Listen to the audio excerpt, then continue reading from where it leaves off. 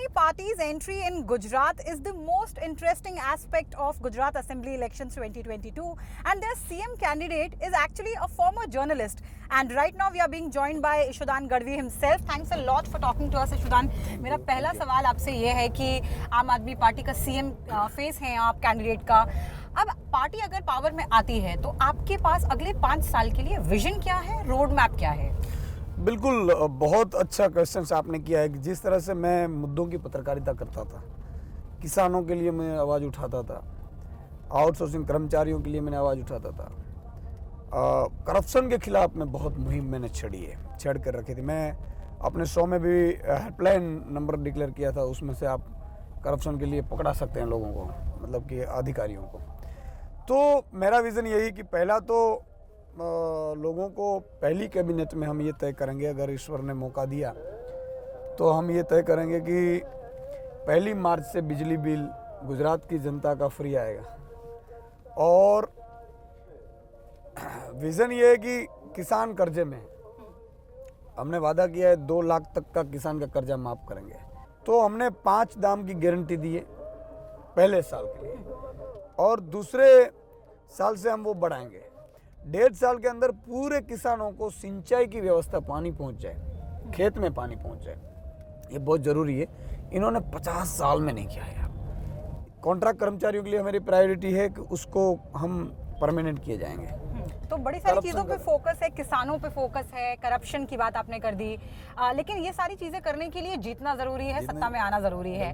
अब देखिए, जब हम ग्रामीण गुजरात की बात करें तो फिर भी कहीं ना कहीं आम आदमी पार्टी की आपको वहाँ पे पकड़ भी दिखाई देती है. लेकिन शहरी गुजरात जो है वो ज़रा ट्रिकी सिचुएशन है आप लोगों के लिए भी. और देखिए, ये भी मानना पड़ेगा कि 2017 में जब कांग्रेस और बीजेपी के बीच अंतर बहुत कम था जीत की सीटों का, वैसे उस वक्त में शहरी वोटर्स ने दरअसल बीजेपी को जिताया था. तो ऐसे में अगर आप लोगों की कमजोरी शहरी वोटर्स होते हैं, कैसे आप बीजेपी के ट्रेडिशनल शहरी वोटर्स को अपनी तरफ लाएंगे?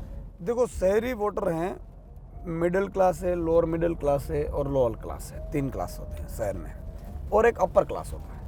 25,000 के कमाने वाले के खाते में 25 तारीख को पैसे नहीं रहते, 0 होते हैं. तो वो इसलिए वोट करेगा.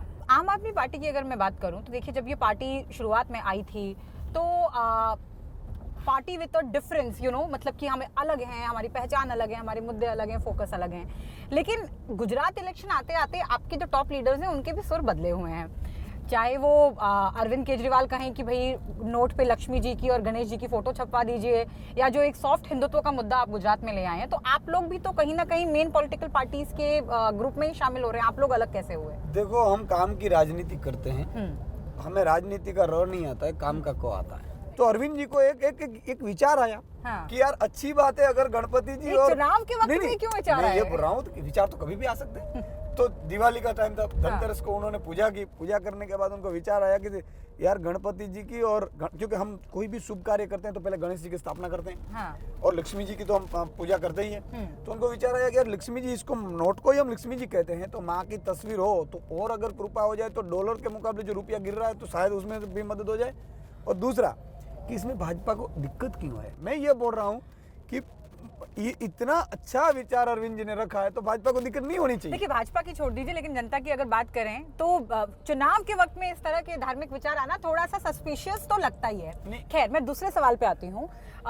देखिए, गुजरात की अगर बात करें तो पोलराइजेशन एक मुद्दा रहा है. हम इस बात को एक्सेप्ट करना चाहें या ना एक्सेप्ट करना चाहें वो अलग बात है. नहीं, इस बार सिर्फ काम की राजनीति चल रही है. ठीक है, लेकिन देखिए, काम की बात मतलब आपको अपने हर वोटर पे ध्यान देना होगा, और अगर आप कल को सत्ता में चुन के आते हैं तो आपको अपने राज्य के हर शख्स के अधिकार के बारे में बात करनी होगी. मेरा अगला सवाल बिल्किस बानो को लेकर के है, जिसपे आम आदमी पार्टी ने बड़ी अजीब सी चुप्पी साधी हुई है. या तो वनीला स्टेटमेंट आ रहे हैं या बड़े जेनरिक स्टेटमेंट आ रहे हैं. मैंने आपके भी इंटरव्यूज देखे हैं और आपका कहना है कि जी मैं कास्ट से जुड़ी हुई चीजों, कास्ट को हाईलाइट करती हुई कोई चीज या रिलीजन को हाईलाइट करती हुई कोई चीज, इसके बारे में बात नहीं करूंगा. लेकिन हम इस बात को नहीं भूल सकते कि बिल्किस बानो को टारगेट इसलिए किया गया था क्योंकि वो एक मुसलमान है, एक महिला है, वो एक मुस्लिम महिला है. तो हम उनकी आइडेंटिटी को साइड में रख करके बात नहीं कर सकते.